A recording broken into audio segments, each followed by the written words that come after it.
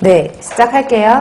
그래서 오늘은 지난 시간에 이어서 23페이지에 있는 수자원 및 물의 특성 파트를 하도록 할게요. 그래서 간단하게 제가 이제 수자원이나 물의 특성에 대해서 정리를 해드리고 그 다음에 이제 교재를 보면서 마지막으로 정리를 하는 시간을 가지는 게 좋을 것 같아서요. 그래서 정리로 먼저 칠판에 판서를 하면서 정리를 먼저 할게요.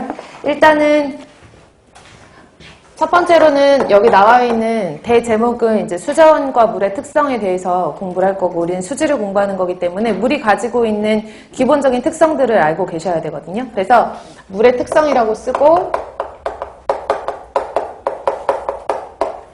첫 번째로 몇 가지만 특성을 알아볼게요. 물 같은 경우에는 보통 극성용매라고 얘기를 하거든요. 그래서 극성인 물질들은 보통 다른 용질 같은 것들, 소금이나 설탕이나 아니면 다른 시약 같은 것들을 잘 녹이는 우수한 용매로 사용이 되죠. 그래서 극성 용매다, 극성을 가지고 있다, 보통 쌍극성이라고 얘기를 하기도 하고 되어 있나요?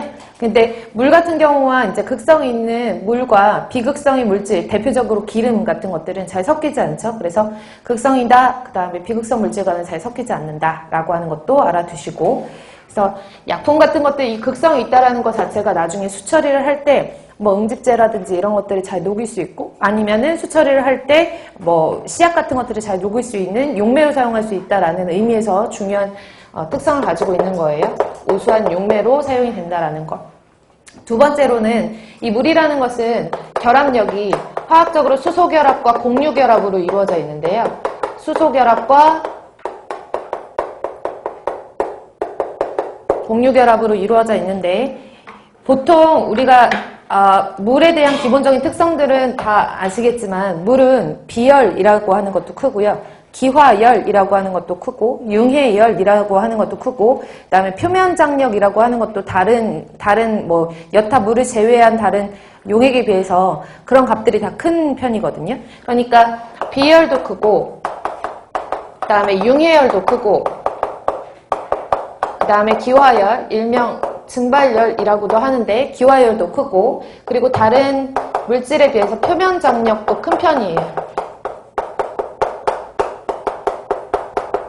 다른 물질에 비해서 비열도 크고, 융해열도 크고, 기화열도 크고, 이런 편들을 가지고 있는데, 우리가 보통 이런 비열도 크고, 융해열도 크고, 기화열, 표면 장력 이런 것들이 공통적으로 이제 다른 물질과는 비교를 했을 때 얘네만 갖고 있는 고유한 특징이잖아요. 물만 가지고 있는 특징.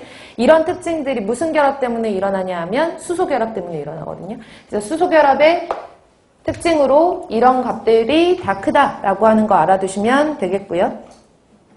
그러면 조금 이따가 제가 다시 한번 설명을 드리겠지만, 기화열이 크기 때문에 우리가 생물체 내 체온 조절이 가능해요. 그래서 교재에는 조금 더 자세하게 써있기 때문에 그냥 참고만 써놓으시면은, 기화열이 크기 때문에 체온 조절이 가능하고, 생물체의 체온 조절이 가능하고, 그 다음에 융해열이 크기 때문에 결빙이 쉽게 일어나지 않아요. 그래서 융해열이 크다라는 것은 결빙을 방지할 수 있다, 이렇게 쓸게요. 결빙이 쉽게 일어나지 않는다.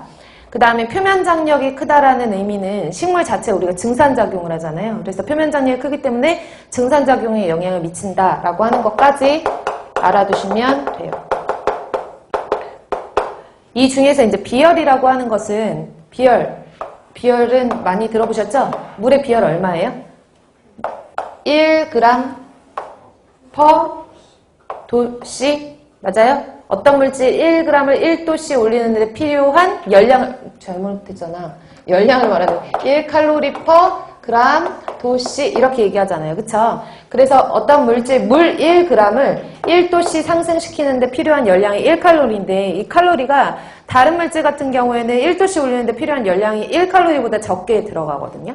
그러니까 적은 열량에도 금방 빨리 열이 오르고, 그 다음에 금방 식고, 이런 특징들을 가지고 있죠. 대표적으로 이제 우리가 바닷가 생각하시면 모래랑 물이랑 비교를 했을 때, 모래는 똑같이 태양 복사 에너지의 영향을 받으면 모래는 금방 뜨거워지고 금방 식잖아요. 그쵸?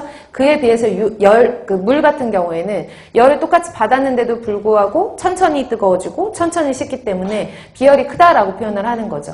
그래서 물처럼 비열이 큰 물질 같은 경우에는 다른 것들에 비해서 그렇게 쉽게 온도가 변화하지 않기 때문에 그런 것들이 어떤 생물체 내에 있는 체온 조절에도 관여를 하는 것이고 결빙 같은 것들도 쉽게 일어나지 않는 전체적으로 다 특징을 가지고 있는 거죠. 근데 여기서 참고적으로 보시면 물을 1도씨 올리는데 0도씨에서 1도씨 올리는데 필요한 열량하고 19도에서 20도씨 필요한 열량이 달라요. 그래서 우리가 비열이라고 하는 정의를 보면 원칙적으로 물 1g을 14.5도씨에서 15.5도씨로 1도씨 올리는데 필요한 열량을 비열이라고 얘기를 하거든요. 그래서 14.5도에서 15.5도니까 그 중간치를 잡고 옆에 보통 이렇게 15도씨 이렇게 표현을 하는 거예요. 이해 가시나요? 그래서 물의 비열 같은 경우에는 예를 들어서 시험 문제 나왔는데 물의 물리적인 성질을 나타내는 상수를 물성 상수라고 얘기를 하거든요. 비열이라든지 융해열이라든지 표면 장력 같은 경우에는 72.95 다인/cm 정도 되는 거고, 그래서 그런 수치들을 이따가 좀 공부를 할 텐데, 공부를 할 때 비열 같은 경우에는 되게 기본적인 거기 때문에 알고 계시면 좋은 게 보통 여기가 0도씨로 출제가 돼요. 0도씨가 아니라 비열은 14.5도에서 15.5도씨로 1도씨 올리는 데 필요한 열량이기 때문에 15도씨라는 기준치를 가지고 우리가 비열을 측정을 한다라고 기억을 해놓으시면 돼요. 비열만 조금 외워두시고, 사실 뭐 공무원 시험 문제에서는 저런 물성상수적인 수치적인